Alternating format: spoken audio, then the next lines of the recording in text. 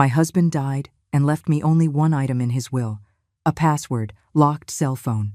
My children laughed at me as they took over the $50 million company, the mansion, and all the luxury cars.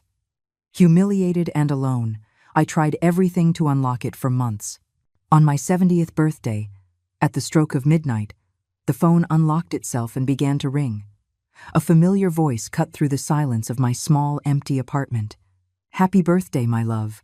You finally made it to 70. Now the real game begins." What Arthur said next made me drop the phone. My hands were trembling so much that the device fell onto the threadbare carpet, but his voice kept coming from the speaker, revealing secrets that would change everything I thought I knew about my life, my marriage, and the true legacy he had built in the shadows. But to understand how I got to that moment, I have to go back 3 months. 3 months to the exact day of Arthur's funeral, when my perfect world crumbled like a sandcastle in the tide. Arthur died on a Tuesday afternoon. A massive heart attack in his office, surrounded by architectural blueprints and unsigned contracts. He was 68 years old, but he worked like he was 30. His secretary found him slumped over the walnut desk I had given him for our 20th anniversary.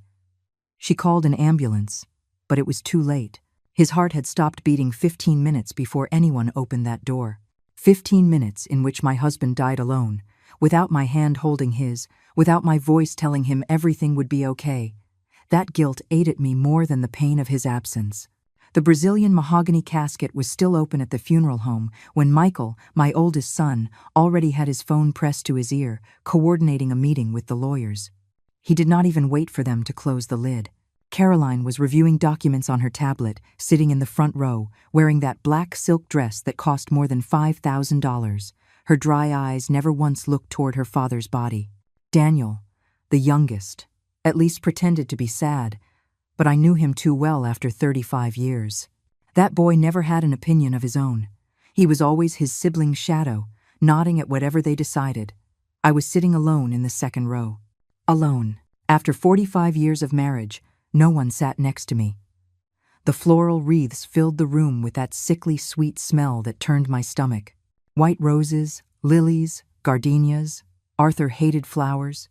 He said they were a waste of money for something that would be dead in 3 days. But there they were, hundreds of them, sent by business partners who never really knew him, who never saw him make coffee at 5 o'clock in the morning or stay up all night when the children had a fever. 45 years. And no one sat with me. Mr. Evans, the family lawyer, arrived just as the ceremony began. He was a tall, thin man with silver hair combed back and a leather briefcase that seemed to hold all the secrets of the universe. He leaned in to whisper something to Michael. I saw my son's eyes light up. That greedy glint I knew so well. The same glint he had as a boy when he found coins in the sofa. But this was not about coins. It was about an empire. The ceremony lasted 30 minutes exactly. The pastor spoke of an Arthur I barely recognized. A charitable, generous man, loved by all. Hollow words that floated in the funeral home's air conditioning. No one mentioned that Arthur spent 18 hours a day working. No one said he built his real estate empire from scratch, that he came to this country with $200 in his pocket and a dream bigger than the hunger he felt. No one spoke of the man who collapsed over construction plans because his heart could not take one more minute of pressure. No one spoke of the real man. When it was over, Michael was the first to leave. He did not even approach the casket for a final goodbye. The reading of the will was 2 days later. Mr. Evans summoned us to his 22nd floor office in a glass building in the financial district. The walls were a pale cream color, decorated with framed diplomas and photographs of Mr. Evans shaking hands with politicians and businessmen.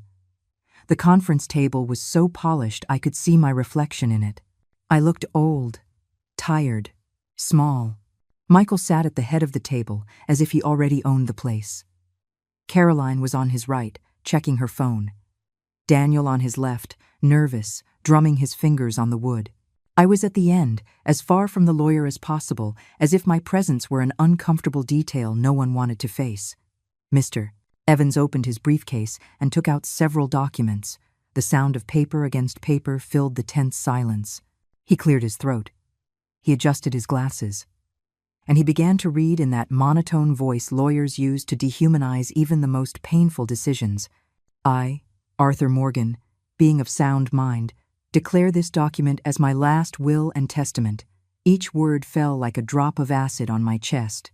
To my son Michael, I bequeath 40% of the shares of Morgan Properties, including all projects under development in California, Nevada, and Arizona.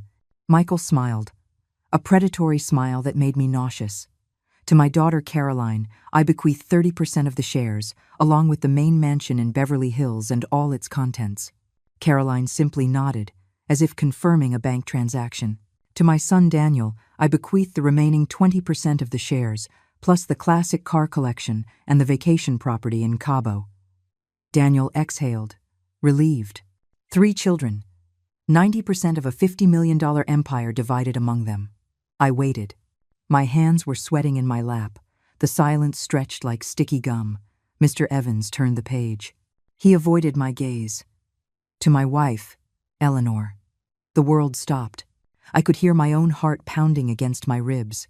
I bequeath my personal cell phone, kept in the safe in my private office, with specific instructions that it not be tampered with or forced open under any circumstances. Silence. Then laughter. Michael was the first, a dry, cruel laugh that bounced off the glass walls. Caroline covered her mouth, but her shoulders were shaking. Even Daniel, my baby, the one I used to rock when he had nightmares, let out an uncomfortable chuckle. A phone. Michael wiped imaginary tears from his eyes. Dad had a sense of humor to the very end.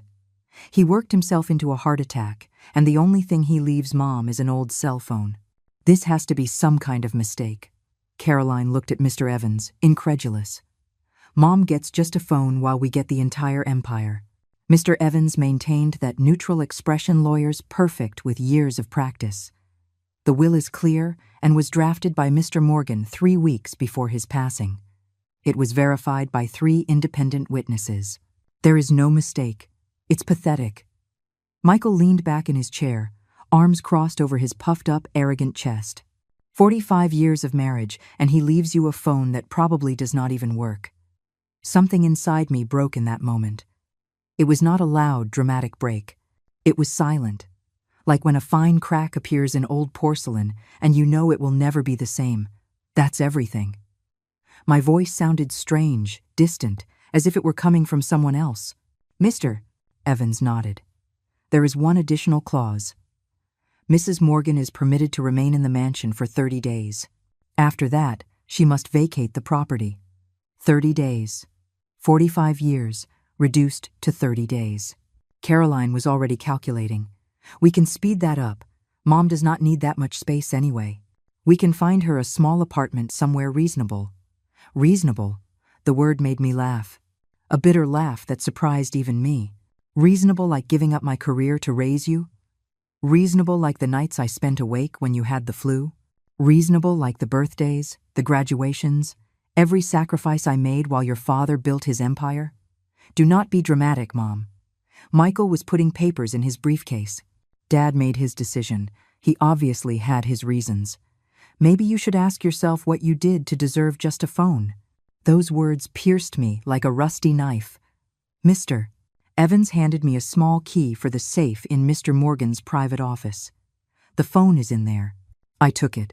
It weighed almost nothing, but in that moment, it felt like I was carrying the weight of my entire failed life. My children left that office arguing about numbers, percentages, expansion plans. Not one of them looked back at me. I stayed seated, staring at that tiny key in my wrinkled palm, wondering how an entire life could fit into such a small object. I went to get the phone that same afternoon. Arthur's office was exactly as he had left it the day he died.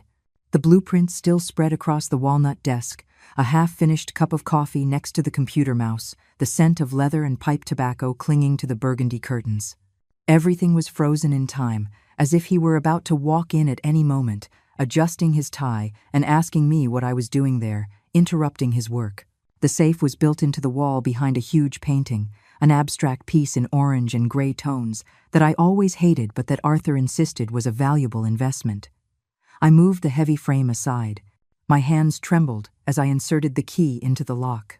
The mechanism made a soft, delicate click, completely disproportionate to the weight of what I was about to discover. Inside was a single object, a cell phone, an old model, the kind no one uses anymore, with a small screen and physical buttons. It was turned off. I took it out carefully, as if it were a fragile relic or a bomb about to explode. The plastic was cold against my skin. It was heavier than I expected. I found the power button and pressed it. The screen flickered. The brand logo appeared. Then, a background image, a photograph of us from our wedding day. Me at 25 years old, in an ivory dress, flowers in my hair, smiling as if the whole world belonged to me. Arthur beside me, so young, so full of dreams, we did not yet know if would come true. We looked happy, so stupidly happy. Then the lock screen appeared. Enter password. 6 empty circles, waiting for numbers I did not know. I tried the obvious first. Our anniversary date, 030879, error. The screen shook, rejecting my attempt. I tried his birthday, 150456. Error again. Michael's birthday. Error. Caroline's. Error. Daniel's.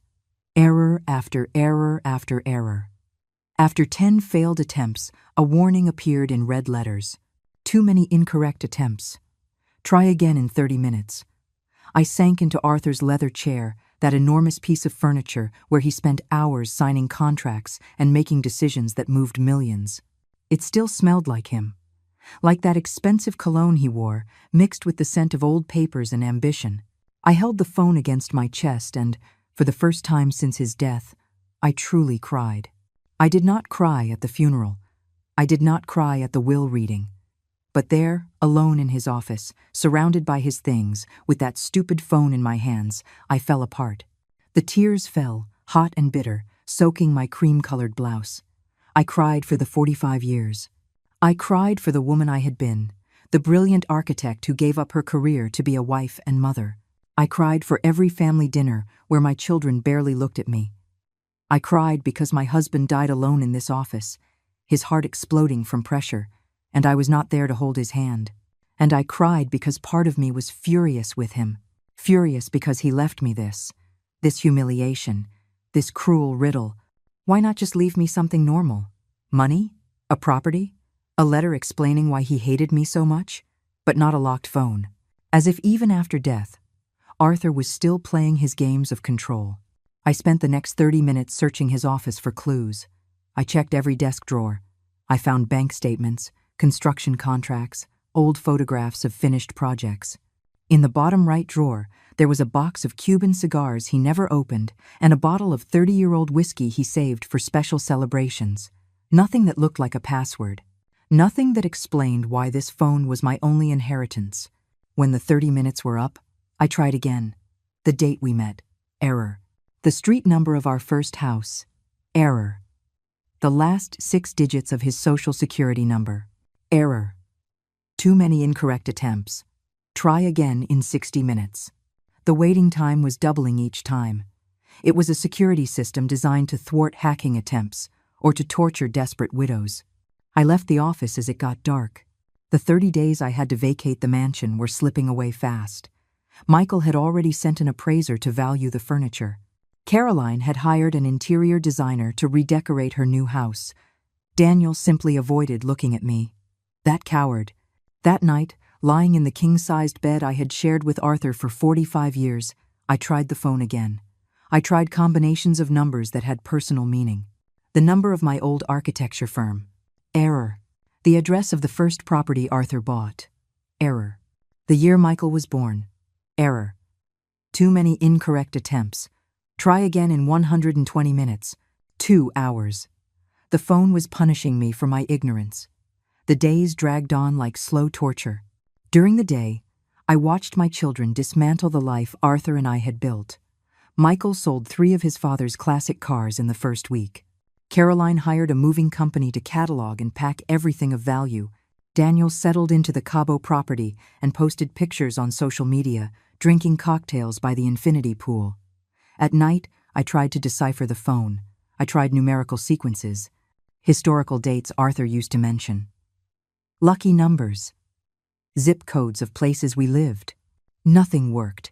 The wait time increased exponentially. 4 hours, 8 hours, 16 hours. The phone was becoming inaccessible. In the third week, Michael walked into my bedroom without knocking. I was sitting on the bed, the phone in my hands, dried tears on my cheeks, still messing with that thing. His voice dripped with contempt. "Mom, it's pathetic. It's an old phone. Dad probably left it there forgotten years ago, and the lawyer thought it was important. Your father never forgot anything."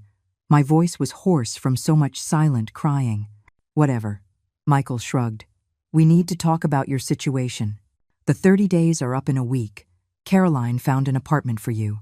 1 bedroom, bathroom, kitchenette. It's small, but enough for 1 person. 1 bedroom. It's all you need. You're not going to have visitors. Your friends stopped calling years ago because you never had time for them. You were too busy being the perfect wife." The cruelty in his voice was like venom. "The apartment costs $900 a month. We'll pay the first 6 months. After that, you'll have to figure it out." "Figure it out?" I'm 66 years old. I have not worked in 45 years. How am I supposed to figure it out? "Not my problem, Mom." Dad made his decisions. "Maybe you should have been a better wife."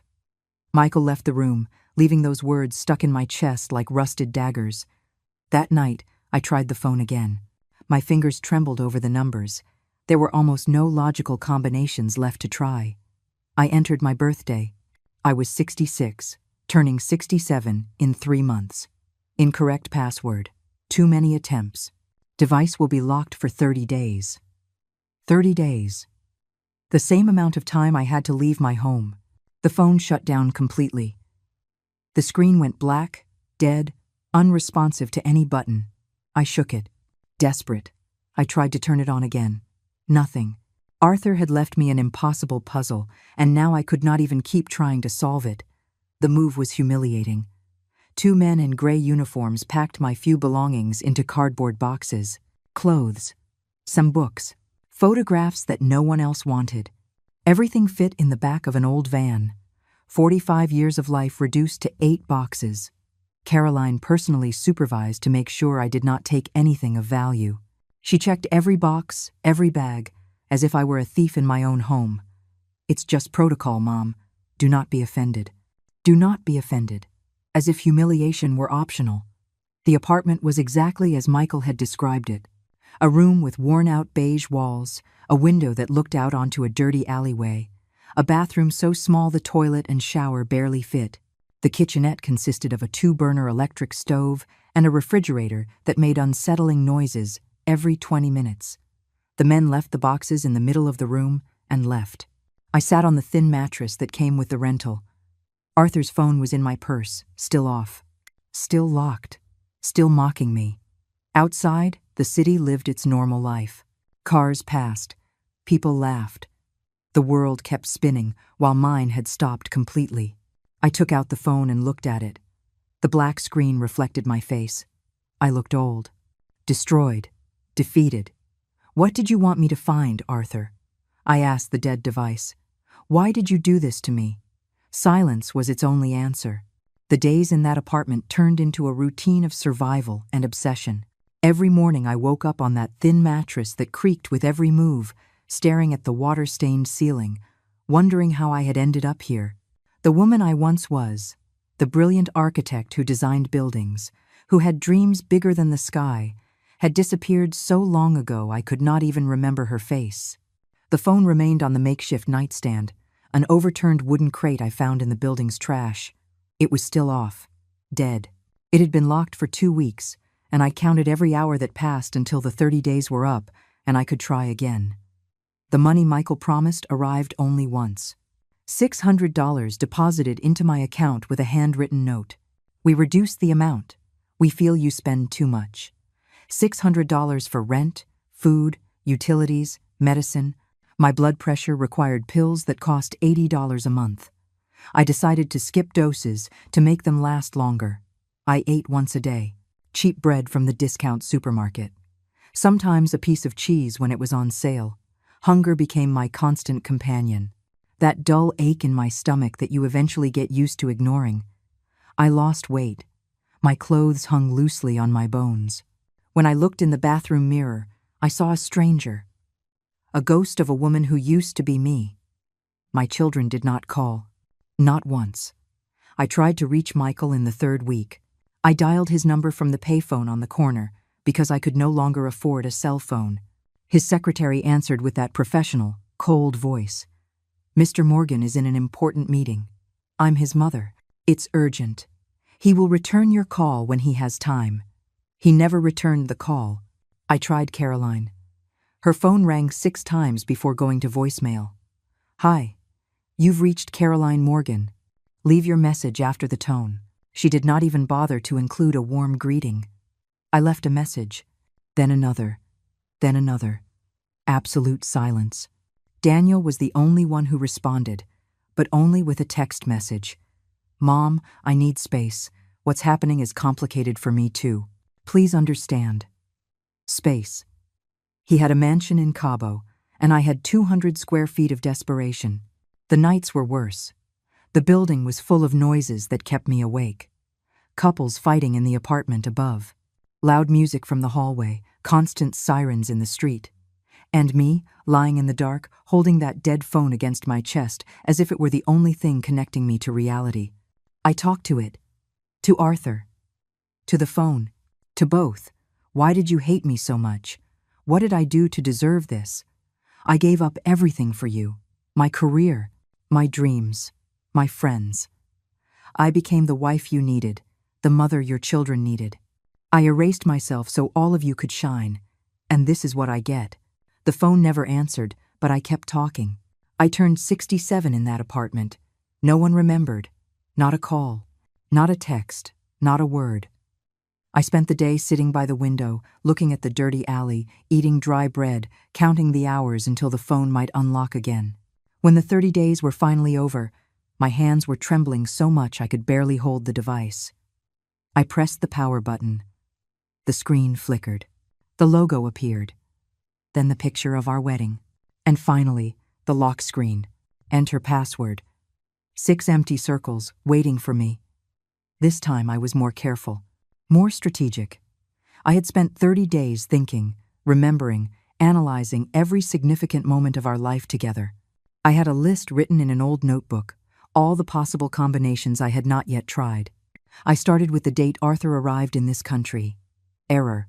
The number of his first rented apartment. Error. The date he opened his first bank account. Error. Every error was a stab. But I continued. I had to continue.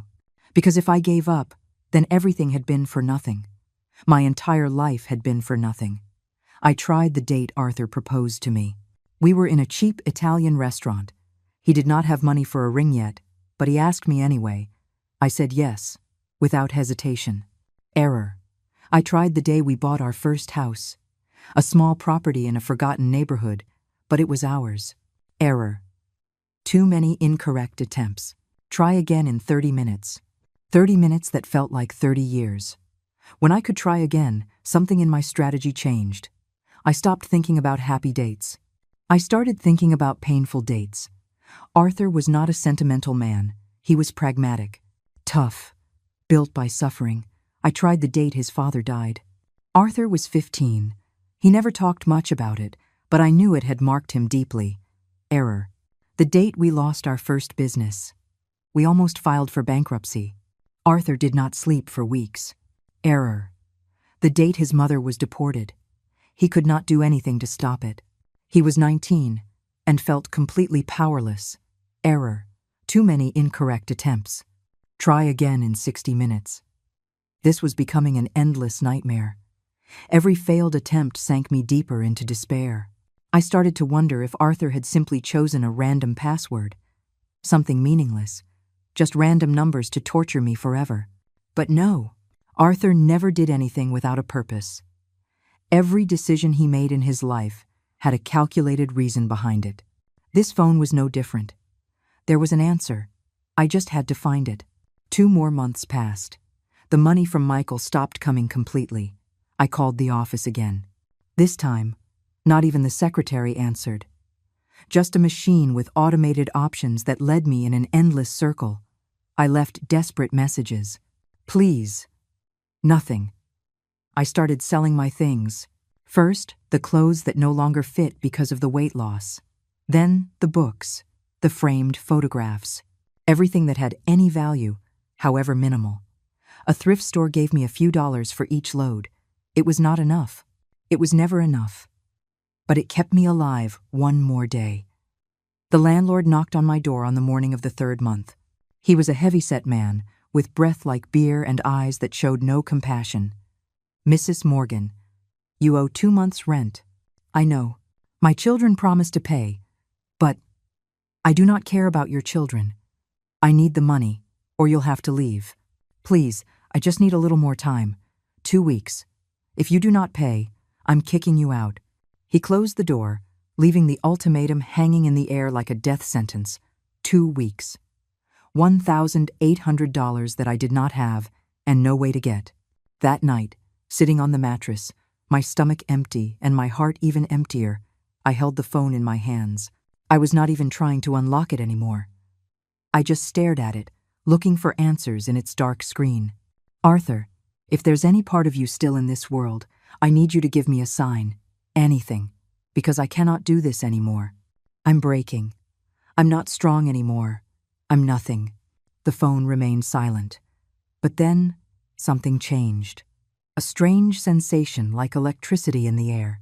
I looked at the screen. It was still off. But something was different. I could not explain it. It was as if the object in my hands had come alive for a second. I turned it on again. The familiar routine. Logo. Photograph. Lock screen. This time I did not think. I did not calculate. I just let my fingers move on instinct. Numbers that came from somewhere deep in my memory. A place I did not know existed. 082325. The screen flickered. My heart stopped. The circles filled with green. The phone unlocked. The screen lit up with an almost blinding brightness in the darkness of my miserable apartment. My hands trembled so much I almost dropped the phone. After months of failed attempts, of accumulated frustration, of nights crying in silence, I had finally unlocked the device Arthur left me as my only inheritance. Our anniversary, August 23rd, and my age, when we got married, 25. It was so obvious and so hidden at the same time. Arthur always said I was the most beautiful woman in the world on our wedding day. He held that date as if it were sacred. And I, stupidly, had only tried the date without thinking to add my age from that moment. The home screen appeared. There were no normal apps. No social media, no games. Just 3 icons in the center of the black screen, a folder called For Eleanor, a calendar with one date marked in red, and a voice recorder app. My fingers hovered over the screen, not daring to touch anything. My heart was beating so hard I could feel it in my ears. What had Arthur left in here? Why all this mystery? Why torture me for months before revealing whatever this contained? I touched the folder first. It opened to show a list of numbered files. File 1, File 2, File 3. They went all the way to File 15. Each one was a considerable size, probably documents or photographs. I opened the first file. It was a scanned document, a property deed. I read the first line and my breath stopped. Property registered in the name of Eleanor Morgan. An address in San Diego. A 4-story commercial building in a premium downtown area. Estimated value, $3,200,000. And it was in my name. It had been in my name for the last 8 years. My eyes scanned the document, unable to process what I was seeing. Arthur's signature was there, along with notary seals, dates, everything legitimate. This was not a joke or a mistake. It was real. I opened the second file with trembling fingers. Another property deed. This time an apartment complex in Portland. 24 rented units. In my name. Value, $2,800,000. The third file. An industrial warehouse in Las Vegas. $1,400,000. In my name. Fourth file. Fifth. Sixth. I kept opening documents like a woman possessed. Properties all along the West Coast. Buildings. Land. Investments. All registered in my name. All with impeccable legal documentation. all worth millions. When I finished reviewing all 15 files, my hands were shaking so badly I had to drop the phone onto the mattress. The numbers danced in my head. I added them up mentally, though I could barely think straight. $42 million. $42 million in properties I never knew existed, all legally mine, hidden for years in records I never checked because I trusted Arthur implicitly to handle the finances. The world was spinning around me. The walls of the miserable apartment seemed to be closing in. The air became thick, hard to breathe. This could not be real. It was too much. It was impossible. But there were the documents. Scanned, signed, real. Arthur had left me a secret empire. While my children were fighting over their $50 million, I had $42 million hidden in properties that no one else knew about. And according to the documents, all these properties were generating income. Rents, profits, money that had been flowing into a bank account I also did not know I had. I exited the folder and touched the calendar icon. It opened to show a single marked day, October 18th. My 70th birthday. It was exactly 3 weeks away. There was a note attached. Everything will be revealed on this date. Wait, my love, wait. 3 weeks. Arthur wanted me to wait 3 more weeks before revealing everything. But why? What else was there? He had already left me a fortune. What else could there be? I touched the third icon. The voice recorder. There was a single recording saved. Duration, 43 minutes. Date of recording. 2 weeks before Arthur died. 2 weeks before his heart exploded in that office, surrounded by blueprints and contracts. My finger hovered over the play button. A part of me wanted to press it immediately, to hear his voice again, to understand what the hell was going on, but another part was afraid, a deep primal fear of what that recording might contain. The tears started to fall before I could stop them. They were not tears of sadness. They were tears of confusion, of anger, of relief, of 1,000 contradictory emotions hitting me all at once. Why did you not tell me anything? I spoke to the phone as if Arthur could hear me. Why did you let me suffer? Why did you put me through all this? But I knew Arthur. I knew how he thought, how he planned, how every move he made had 10 calculated steps ahead. This was not pointless cruelty. It was a test, or a lesson, or both. I wiped my tears with the back of my hand. I took a deep breath, and I pressed the play button. Static. Then a clearing of the throat, and then his voice, as clear as if he were sitting next to me. Hello, Eleanor. If you are listening to this, it means I managed to keep this plan secret until the end. It means I died without telling you anything. And it means you have been through the hell I designed specifically for you. His tone was calm, serene, like when he explained business contracts or financial decisions. I know you are furious with me right now. You have every right to be. I left you a locked phone while our children got everything visible. I made you look like the fool, the forgotten one, the one who was worthless. And worse, I let them humiliate you. I let them kick you out of your own home. I let you go hungry and cold in some horrible place. A pause. I could hear his heavy breathing on the recording. I'm sorry, my love. I'm sorry for every second of pain I caused you. But I needed it to happen exactly like this. I needed our children to show who they truly are when they think they have won everything. I needed the world to see them without their masks. And more importantly, I needed you to see yourself without me. My hand covered my mouth. The tears were falling silently. For 45 years, you were my wife, my partner, the mother of my children. But somewhere along the way, you forgot who you were before you were all of that. You forgot the brilliant architect, the woman with her own dreams. You became my shadow, and I allowed it because it was easier for me, more convenient. His voice broke, slightly. This phone is not just an inheritance, Eleanor. It is your liberation. The documents you found are real. The money is yours. It always was. I built that parallel empire using your name, because I knew that one day you would need to be independent. I knew our children would become greedy monsters. I watched them grow up and refused to see it clearly. That was my greatest failure as a father. The recording continued. Every word was a hammer striking my heart. In 3 weeks, you will turn 70. On that day, this phone will unlock the rest of the plan. But for now, I want you to know something. You are not alone. You never were. And what comes next will change everything. Static. End of recording. I sat in the darkness, the phone still in my hands, processing what I had just heard. I did not sleep that night. I could not. I stayed sitting on that thin mattress, holding the phone as if it were a sacred object, replaying Arthur's recording over and over until I had memorized every word, every pause, every breath. His voice filled the empty apartment, making it feel less lonely, less miserable.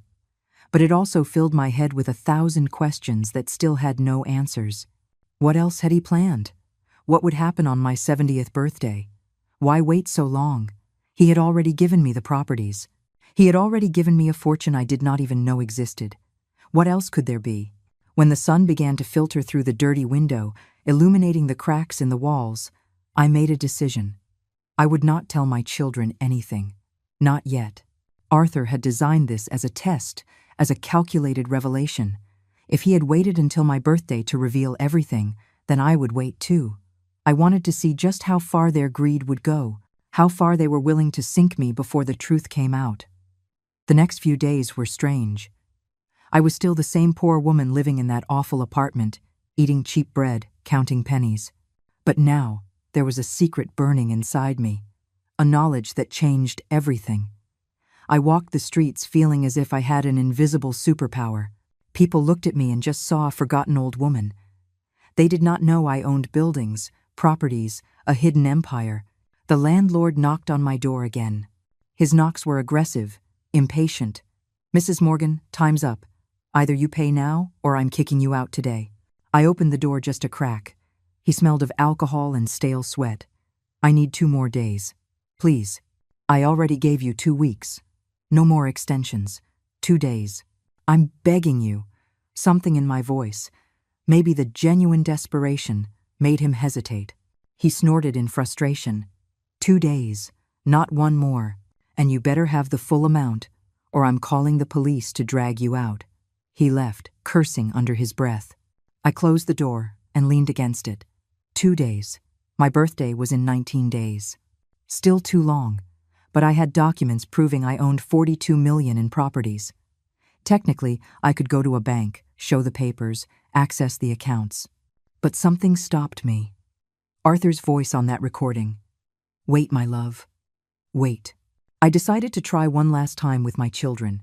Maybe, just maybe, there was some humanity left in them. I took the bus to Michael's office. The ride took an hour and a half, crossing the city from my forgotten neighborhood to the glittering financial district where my oldest son played at being an important executive. The building where he worked was all glass and steel. Imposing. Cold. The lobby had marble floors so polished I could see my reflection. I looked small, insignificant. The receptionist stopped me before I could even get near the elevators. "Do you have an appointment?" "I'm Michael Morgan's mother. I need to see him."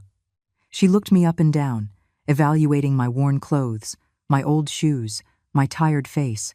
Her expression shifted to something between pity and contempt. "Mr. Morgan is in meetings all day. I can leave him a message. Please, just 5 minutes.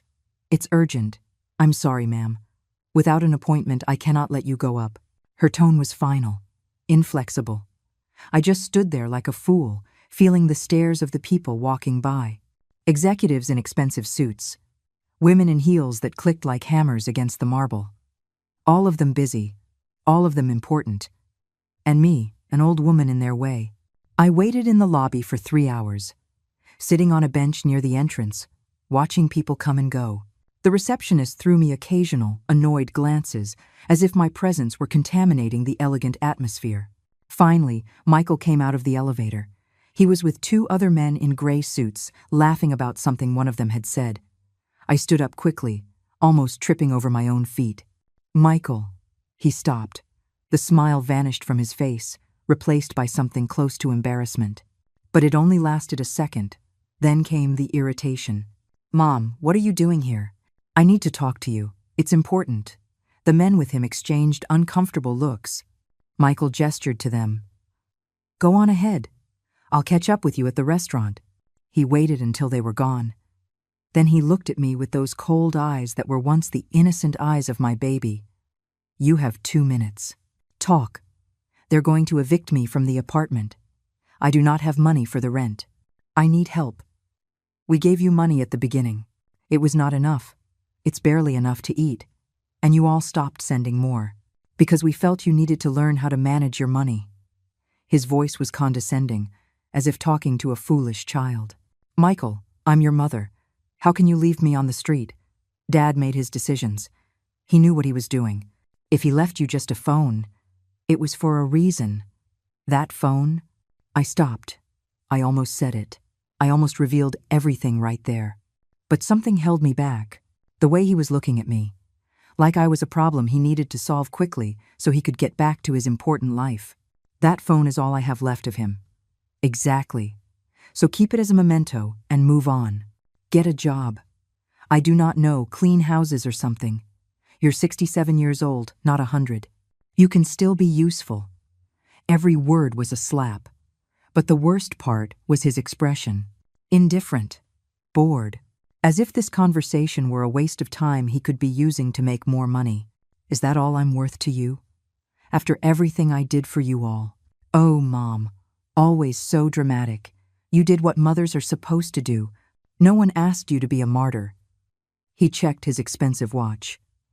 "I have to go. Good luck with your situation." He turned and walked toward the glass door. He did not look back. Not once. I stood in that lobby like a pillar of salt. The receptionist was watching me with a mix of pity and relief that I was finally leaving. The tears wanted to come, but I swallowed them. Not here. Not in front of all these people. I left the building and walked aimlessly for hours. My feet hurt, but I did not care. The physical pain was easier to handle than the ache in my chest. That enormous void where my children's love used to be. When I got back to the apartment, it was already dark. I found a note taped to my door. It was from the landlord. "Final notice. Pay tomorrow or I will be forced to take legal action." I sat on the floor in the hallway, my back against the door, holding that note. Arthur's phone was in my purse. I took it out and looked at the screen. The calendar still showed that marked date. October 18th. It was still 18 days away. "Arthur, I do not know if I can wait that long," I whispered to the phone. "I do not know if I'm as strong as you thought I was." But then I remembered something from the recording. Something I had overlooked in my first listen. Arthur had said, "You are not alone. You never were." What did that mean? I was completely alone. My children had abandoned me. I had no friends because I had neglected them for years to take care of my family. I had no one. Unless Arthur had left something else. Someone else. I went back into the apartment and opened the phone. I checked every icon, every folder, looking for something I had missed, and then I saw it. In the bottom corner of the screen, almost invisible, a contacts icon. I opened it. There was a single number saved, no name, just a number with a California area code.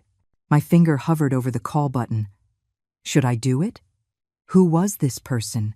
Why had Arthur left only this contact? I took a deep breath. I pressed call. The phone rang 3 times. 4. 5. I thought no one would answer. But then, a man's voice, older, warm. "Hello, Eleanor. I've been waiting for your call." My voice got stuck in my throat. This man on the other end of the line knew my name. He had been waiting for me, but I had no idea who he was. Who is this? I finally managed to articulate, my fingers gripping the phone so tightly my knuckles turned white. "My name is Antonio Garcia. I was Arthur's best friend for 40 years. I am also his personal attorney, different from Mr. Evans, who handled the family's corporate affairs." His voice was gentle, patient, as if he perfectly understood my confusion. "Arthur asked me to wait for your call. He told me it would come exactly when you needed it most. I do not understand any of this. I know, and I am deeply sorry for what you have been going through." Arthur told me the whole plan. At first I thought he was crazy, that it was too cruel to make you suffer like this. But he insisted. He said it was the only way for you to wake up. Wake up from what? From 45 years of being invisible, of being someone else's shadow, of forgetting who you were. Antonio paused. You found the property documents. Yes, I still cannot believe they're real. They are completely real and legal. Every one of those properties has been generating income for years. The money has been accumulating in a special account in your name. There is currently about $6,300,000 in cash available, in addition to the value of the properties. My legs gave out. I had to sit on the mattress before I fell. 6 millions. In cash. Available.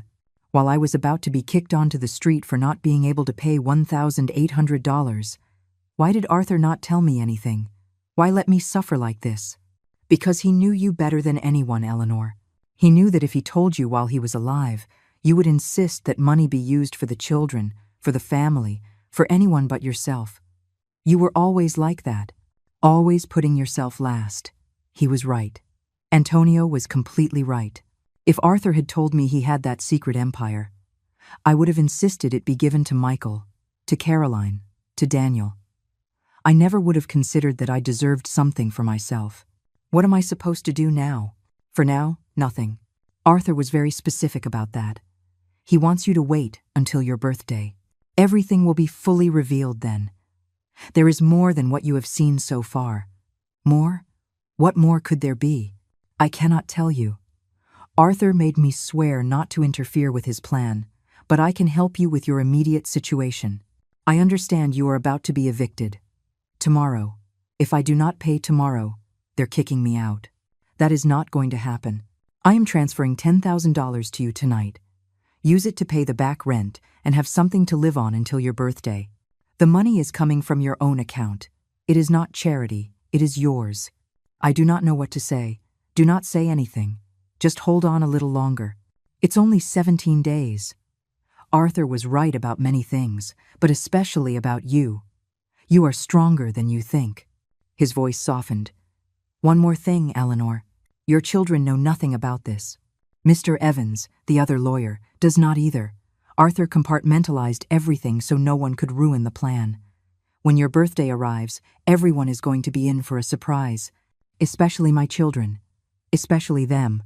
I could hear a smile in his voice. Take care, Eleanor. And do not hesitate to call if you need anything. That number will always be available for you. The call ended. I stared at the phone, processing everything. Arthur had planned this with surgical precision. Every detail, every moment of suffering had a purpose. And although part of me was still furious with him for putting me through this, another part was beginning to understand. He had set me free. In his own twisted, complicated way, he had given me the chance to see myself without him, without my children, without anyone else defining me. That night, for the first time in months, I ate a decent meal. I used the last few dollars I had to buy chicken, rice, and vegetables. I cooked on that tiny electric stove, and the aroma filled the apartment, making it feel almost like a home. While I ate, I checked my phone constantly, waiting for the transfer Antonio had promised. It arrived at 11 o'clock at night. A bank notification lit up the screen. Deposit received. $10,000. I stared at those numbers until my eyes filled with tears. They were not tears of sadness. They were tears of relief, of hope, of something I had not felt in so long. I had almost forgotten what it felt like. The next morning, I went straight to the landlord's office. It was on the first floor, a small room that smelled of cigarettes and old files. He was sitting behind a messy desk, surprised to see me. Mrs. Morgan, I'm here to collect or to call. I placed an envelope on his desk. Inside was $2,000 in cash. I had withdrawn it early that morning from an ATM. Here is the back rent plus next month, all in cash. He opened the envelope, counted the money twice, looking at me with a mixture of surprise and suspicion. Where did you get this? That is not your problem. We're settled. Yes, we're settled. He was still looking at me as if I had done something illegal. I walked out of that office with my head held high. For the first time in months, I did not have to humiliate myself. I did not have to beg. I had money. I had power. Even though I still lived in that awful apartment, even though I still wore old clothes, there was something different inside me. a spark that had been extinguished for far too long. The next few days passed in a strange haze. I was still the same Eleanor on the outside, but inside, something fundamental had changed. I walked the streets and saw the world differently. I no longer felt like a victim. I felt like someone biding her time. I tried contacting Caroline again. This time, to my surprise, she answered. "Mom." Her voice sounded annoyed, as if I had interrupted something important. "Caroline, I just wanted to know how you are." "Busy. The mansion needs a complete remodel. The designer says everything is outdated. We're going to spend about $500,000 on renovations." $500,000. The amount would have paralyzed me days ago. Now I just felt a bitter laugh rising in my throat. That sounds expensive. It's an investment. Anyway, why were you calling? "I just wanted to hear your voice. It's been months since we talked." "Well, we've talked. I have to go. The designer is waiting."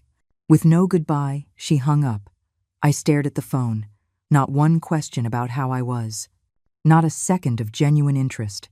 Caroline was so consumed by her new wealth that she had completely forgotten her mother existed. Daniel had not called either. Michael was still ignoring my messages. All three were too busy enjoying their inheritance to remember the woman who gave them life. But I was not angry anymore. I was at peace. Because I knew something they did not.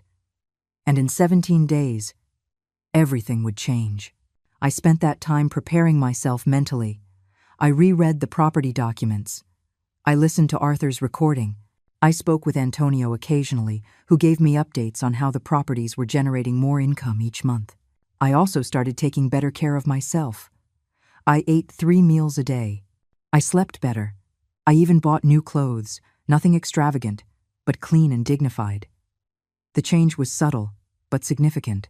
And every night, before going to sleep, I looked at the calendar on Arthur's phone.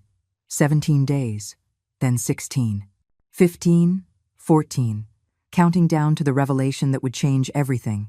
The days dragged on with painful slowness, but at the same time, they flew by. Every morning I woke up with a mix of anticipation and terror. What would happen when my birthday arrived? What else had Arthur planned? The uncertainty gnawed at me, but it also kept me alive in a way I had not experienced in decades.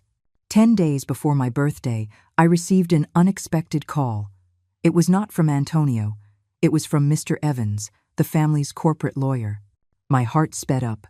Had he discovered something? Had Arthur's plan leaked? "Mrs. Morgan, I need to see you. It's urgent." His voice sounded tense, almost nervous. "About what?" "I would prefer to discuss it in person. Can you come to my office tomorrow at 2 o'clock in the afternoon?" I had no way to refuse without raising suspicion. "I'll be there." I barely slept that night. My mind created 1,000 different scenarios. Maybe Michael had discovered the properties. Maybe Mr. Evans had found some irregularity in the will. Maybe Arthur's entire plan was about to fall apart before its conclusion. I arrived at Mr. Evans's office 15 minutes early. I was wearing one of my new dresses, a dark gray color, simple but respectable. The same receptionist who had seen me months ago, broken and desperate, now looked at me differently. She still did not know I had a fortune, but something in my posture, in the way I walked, had changed. Mr. Evans had me come in immediately. His office was the same. Cream-colored walls, framed diplomas, that polished table where the will that changed my life had been read. But this time, he was not alone. Michael was there. So were Caroline and Daniel. All three were sitting in the same chairs they had occupied on that terrible day. And they were all looking at me with expressions I could not quite decipher. Worry? Guilt? Fear? "Sit down, Mom." Michael pointed to the empty chair at the end of the table, the same place where they had humiliated me months ago. I sat down slowly, keeping my expression neutral. My heart was pounding like a war drum, but I was not going to let them see it. "Mr. Evans cleared his throat, adjusted his glasses, and spoke in that professional tone he used to mask discomfort. "Mrs. Morgan, I've called you here because a complicated situation has arisen. Over the past few weeks, we have been auditing the finances of Morgan Properties as part of the transition process, and we have discovered certain irregularities." Irregularities. I kept my voice calm. Depths. Michael interjected, his face tense. Massive debts that Dad hid in the corporate structure. Loans with sky-high interest rates. Projects that are losing money. Contracts with penalty clauses that are destroying us. Caroline looked pale, her hands trembling slightly. We are in serious trouble, Mom. The company we thought was worth $50 million actually owes nearly $40 million. We are on the verge of bankruptcy. A heavy silence filled the office. I processed this information with a mixture of shock and growing understanding. Arthur had done this.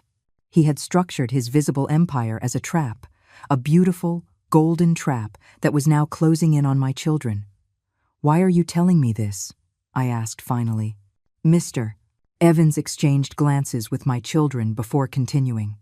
Because legally, you are still part of the Morgan family, and there may be certain assets in your name that could help resolve this crisis.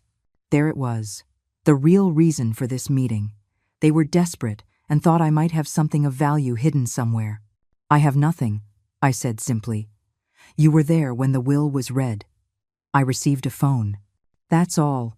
That phone. Michael leaned forward. Did you manage to unlock it? My mind worked quickly. I could lie. I could say no. But something in me wanted to see how far they would go. I wanted to see if there was any spark of real humanity, or if this was all just financial panic disguised as family concern. Yes, I unlocked it. The three of them tensed visibly. Mr. Evans leaned forward, anxiously. And what was inside?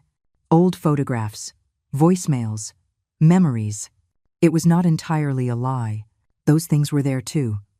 I just had not mentioned them. Nothing of monetary value. The disappointment on their faces was palpable. Michael leaned back in his chair, running his hands through his hair in frustration. This is a disaster. Dad left us a rotten empire. Why would he do something like that? Because he wanted to teach you a lesson, I thought. Because he wanted to show you that greed has consequences. Because you became exactly the kind of people he despised. But I did not say any of that. I just sat there, watching them fall apart. Caroline started to cry. Not delicate, pretty tears. Ugly, desperate tears from someone watching her perfect world collapse. I'm going to lose the mansion. The designer already spent $200,000 on renovations, and now I cannot pay him. He's going to sue me. Daniel looked sick, his skin a greenish hue. I sold 2 of the classic cars for way too little because I needed cash fast. Now I find out those cars were collateral for a loan. I'm in serious legal trouble. I observed all 3 of them. My children, the people I grew up loving, and I felt nothing. Not joy in their suffering, but not compassion either. Just a void where a mother's unconditional love used to be. I'm sorry for you, I said, and it was genuine. I was sorry. I was sorry they had reached this point. I was sorry Arthur had to teach them in this brutal way, but I do not know how I can help. Could you talk to Mr. Evans? Michael now sounded almost pleading. See if there's any way to reclaim a part of the inheritance. Something Dad might have overlooked. Anything. After 45 years of marriage, your father left me a phone. Do you really think he overlooked anything? I let the irony hang in the air. You received everything. I received nothing. Those were his decisions. But you were his wife. And you are his children, I interrupted. If he wanted to punish me with nothing, what makes you think he did not want to punish you with debts? The silence that followed was uncomfortable, tense. Mr. Evans coughed nervously. There is another option. The 3 of you could file for corporate bankruptcy. You would lose the company, the properties, everything. But you could start over. Start over? Caroline almost shouted. With what? We have nothing without Dad's money. None of us has ever really worked in our lives. And there it was, the naked, ugly truth. My children were parasites. Beautiful, educated, well-dressed, but parasites nonetheless. Arthur had given them everything, and they never learned to build anything for themselves. I stood up. If there is nothing else, I'd like to leave. Mom, wait. Daniel stood up too. For the first time in months, he was really looking at me. Not through me, but directly into my eyes. I'm sorry. For everything. For how we treated you. for kicking you out of the house, for everything. It was an apology. Finally. But it came late. It came only when they needed something. It was not genuine. It was convenient. It's okay, Daniel. I lied. It was not okay. Nothing was okay. I hope you find a solution. I left that office feeling strangely light. I had faced my children. I had seen their desperation.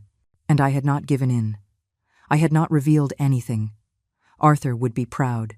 On the bus back to my apartment, I looked out the window at the city passing by. Tall buildings, busy people, life happening in all directions. And me, sitting there with a secret that would change everything in 9 days. 9 days until my 70th birthday. 9 days until the truth came out. 9 days until Arthur had the last word. The last 9 days were a sweet agony. Every hour that passed brought me closer to the final revelation, but it also increased my anxiety. What else had Arthur planned? He had already given me a fortune. He had already exposed our children for who they really were. What else could there be? Antonio called 3 days before my birthday. His voice sounded different, more serious, more formal. Eleanor, I need you to come to my office on your birthday, at 9 o'clock in the morning, sharp. What's going to happen? Everything will be revealed then. Arthur left very specific instructions. I have also invited your children and Mr. Evans. Everyone needs to be present. My stomach twisted. Do they know what the meeting is for? They only know it's about pending matters of Arthur's estate. They have no idea what's really coming. He paused. Eleanor, prepare yourself. What is about to happen will change everything. Not just for you, but for everyone. The call ended, leaving me with more questions than answers. I spent those 3 days in a constant state of nervousness. I cleaned the apartment obsessively, even though it was already clean. I reread the property documents. I listened to Arthur's recording, searching for clues I might have missed. The night before my birthday, I could not sleep. I stayed awake, looking at the ceiling, listening to the building's nighttime sounds. Someone was arguing in the apartment above. A baby was crying down the hall. Life went on as normal for everyone but me. At 5 o'clock in the morning, I gave up and got up. I took a shower with water that alternated between lukewarm and ice-cold because the heater was unpredictable. I dressed carefully. I had bought a dark green suit with some of the money Antonio had given me. It was not luxurious, but it was elegant, appropriate. I looked in the mirror and almost did not recognize the woman looking back at me. She was no longer the destroyed widow from 3 months ago. There was something different in my eyes. Determination. Strength. Something that had been dormant for 45 years and was finally waking up. I arrived at Antonio's office at 8:40. The building was different from Mr. Evans's. Older, with exposed brick and wood-framed windows. Antonio's office was on the 3rd floor. An older secretary greeted me with a genuine smile. Mrs. Morgan, Mr. Garcia is waiting for you. She led me down a hallway with wooden floors that creaked under our steps. Antonio's office was cozy, filled with books, with a dark mahogany desk and worn leather armchairs that looked like they had been there for decades. Antonio stood up when I entered. He was a man in his 70s, with completely white hair, kind eyes behind gold-rimmed glasses, and a smile that radiated warmth. Eleanor. He took my hands gently. Happy birthday. Thank you. My voice came out shaky. Sit down. The others will be here soon. But before they arrive, I want to give you something. He took a thick envelope from his desk and handed it to me. It was sealed with red wax, an old-fashioned detail that was very much like Arthur. What is this? A letter. Arthur wrote it for you to read today, before the meeting. Take your time. He left me alone in the office. My hands trembled as I broke the seal. Inside were several pages, handwritten in Arthur's angular script.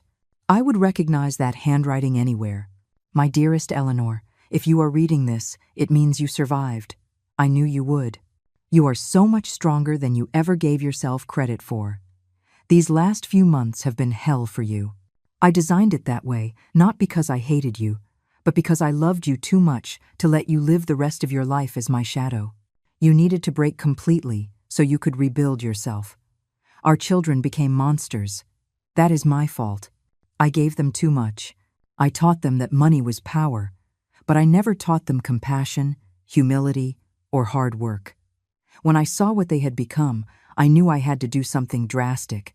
The empire they inherited is real, but it is structured to teach them a lesson. All those debts, all those problems, are consequences of decisions I made intentionally. I wanted them to feel pressure. I wanted them to understand that money without wisdom is a curse. But you, my love, you deserve something different. That parallel empire I built in your name is completely yours. 42 million in properties, plus the 6 million in cash that has accumulated. But that is not all. There is a third part of my estate that no one knows about. Not even Antonio, until 2 weeks ago. For the last 15 years, I have been investing in tech companies, international real estate, and investment funds under a shell corporation registered in Delaware. That corporation is worth approximately $68 million, and it is entirely in your name. Adding it all up, you are the owner of more than $116 million. You are one of the wealthiest women in California, and no one knows it. Today, in this meeting, Antonio will reveal all of this in front of our children. They will see your true power. They will see that the man they thought had forgotten you, in reality, gave you everything. But here is the most important part, Eleanor. That money is not for you to become like them. It is for you to rebuild your life on your own terms. Travel. Design buildings again. Pursue the dreams you sacrificed for us. Live. And about our children. That decision is yours. You can help them out of their debts, or you can let them learn the hard way. I will not judge you for whichever decision you make. I am in no position to judge anymore. I just want you to know that every decision I made, every moment of pain I caused you, was because I believed in you. In the woman you were before you met me. In the woman you can still be. Happy 70th birthday, my love. May these be the first of many more to come. Yours always, Arthur. The tears fell onto the paper, smudging the ink. But they were not tears of sadness. They were tears of release, of understanding, of forgiveness. Arthur had given me everything. Not just money. He had given me the chance to rediscover myself, to be strong, to be me again. The door opened. Antonio peeked his head in. They've arrived. Are you ready? I wiped my tears. I took a deep breath. I stood up, straightening my back, lifting my chin. I'm ready. We entered the conference room. Michael, Caroline, and Daniel were already there, sitting on one side of the table. Mr. Evans was with them, his expression confused. None of them understood why they were there. When they saw me walk in, their expressions were of shock. I was no longer the broken woman they had seen days ago in Mr. Evans's office. There was something different about me. Power, presence, control. I sat on the other side of the table, directly across from them. Antonio placed himself at the head, opening his briefcase and taking out documents. Good morning, everyone. Thank you for coming. Today is Mrs. Eleanor Morgan's 70th birthday, and as per the specific instructions left by Arthur Morgan, the full truth about his estate will be revealed today. Michael leaned forward, impatient. Is there more money? Something that can help us with the debts? Antonio looked at him with an expression that could have been pity, or amusement, or both. Oh yes, Michael. There is much more money. But it is not for you. And then, the revelation that would change everything began. Antonio placed the documents on the table with deliberate, ceremonial movements. Each paper that landed sounded like a final judgment. My children watched with a mixture of confusion and desperate hope. Mr. Evans looked uncomfortable, as if he knew something important was about to explode, and he had no control over it. For the last 15 years, Arthur Morgan built a second empire, a parallel empire that no one in this room, except for me and now Eleanor, knew about. Antonio pushed the first document toward the center of the table. $42 million in real estate properties registered completely in the name of Eleanor Morgan. The silence was absolute. I could hear the clock ticking on the wall, the distant hum of the air conditioning, my own heart pounding like a war drum. Michael was the first to react. That's impossible. Dad would have told us. He would have included us in. He did not want to include you, Antonio interrupted coldly. In fact, he specifically excluded you. Here are the property records. Every building, every parcel of land, every investment, all in his wife's name. Caroline picked up one of the documents with trembling hands. Her eyes scanned the pages. Every line, every number. The color drained from her face with every passing second. This cannot be legal. Dad was not mentally well. He was under stress. Arthur Morgan was evaluated by 3 independent psychiatrists 1 month before his death. Antonio placed more papers down. All of them certified that he was in full command of his mental faculties. Every decision he made was deliberate, calculated, and completely legal. Daniel was staring at the table, his face buried in his hands. He did not even try to read the documents. I think in that moment, he understood before his siblings what had really happened. Their father had tested them, and they had all failed. But that is not all, Antonio continued, savoring every word. It was not cruelty, it was justice. Arthur also established a shell corporation 15 years ago. Investments in technology, international real estate, venture capital funds. That corporation is worth approximately $68 million. He pushed another set of documents forward, also registered completely in the name of Eleanor Morgan. Michael shot to his feet, his chair falling backward with a crash. This is bullshit. Dad cannot do this. We're his children, and she is his wife of 45 years. Antonio's voice was steel. The woman who sacrificed her career, her dreams, everything, so that you 3 could have the life you had. The woman you kicked out of her own home. The woman you let starve in a miserable apartment while you spent millions on unnecessary luxuries. Every word was a slap. Michael just stood there, shaking with rage and helplessness. Caroline was crying silently, her makeup running down her cheeks. Daniel was still, head in his hands, defeated. Mr. Evans finally spoke, his voice barely a whisper. What is the total estate? Adding the properties, the accumulated cash, and the shell corporation, Eleanor Morgan is the owner of approximately $116 million.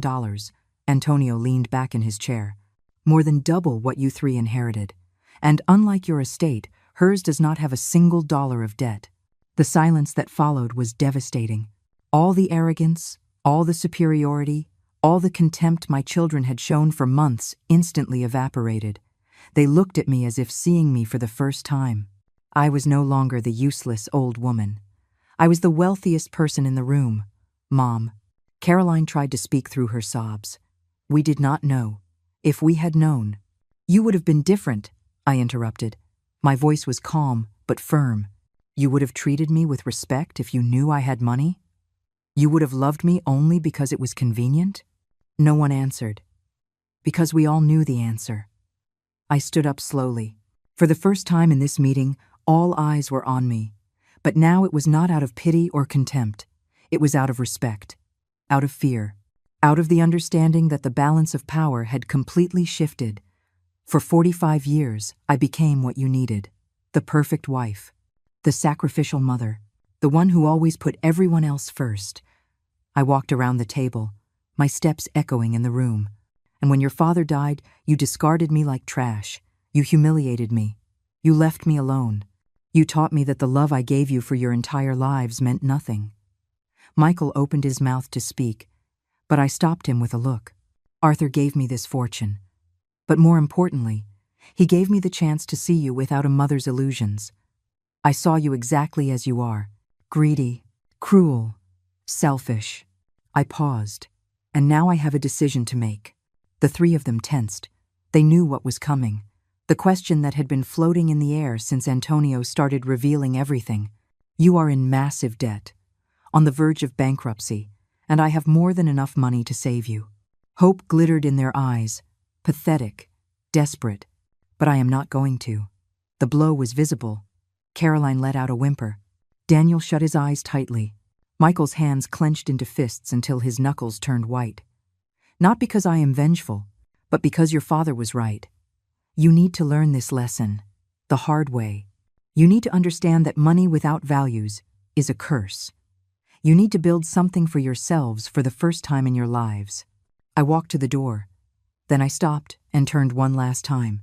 If someday, not tomorrow or next month, but someday in the future, when you have learned humility, when you understand the value of hard work and compassion, if at that moment you come to me as children who truly love their mother and not as beggars looking for money, then maybe, just maybe, we can rebuild what was broken. I walked out of that conference room with my head held high.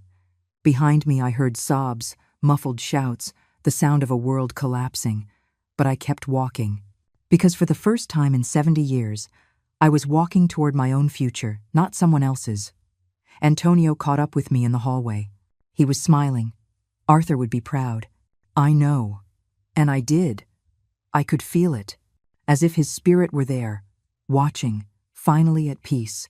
3 months later, I was standing in front of a new building in the center of the city. My building. Not as an investment, but as my new architecture studio. Eleanor Designs, the sign on the entrance read. Small, modest, but mine. I had hired 3 talented young architects. I paid them well. I taught them everything I knew. And for the first time in decades, I was creating again, designing, building, living. My children had not called. I heard from Antonio that they had filed for corporate bankruptcy. Michael was working at a real estate firm as a regular agent. Carolyn had sold the mansion and was living in a normal apartment. Daniel had gone back to college to finish a degree he abandoned years ago. Maybe one day they would come to me, maybe not. But I was at peace with both possibilities. Because I finally understood what Arthur had been trying to teach me. The greater the humiliation, the greater the preparation. What seemed like the end was only the beginning of who I really was. It took me 70 years to find myself, but it was worth every second of pain. I looked at the phone Arthur had left me, now kept on my desk like a relic. I smiled. Thank you, my love, for believing in me when I did not believe in myself, for giving me wings when I thought I only deserved chains, for reminding me that it is never too late to start over. Outside, the city shined with infinite possibilities, and I, Eleanor Morgan, was finally ready to live them all.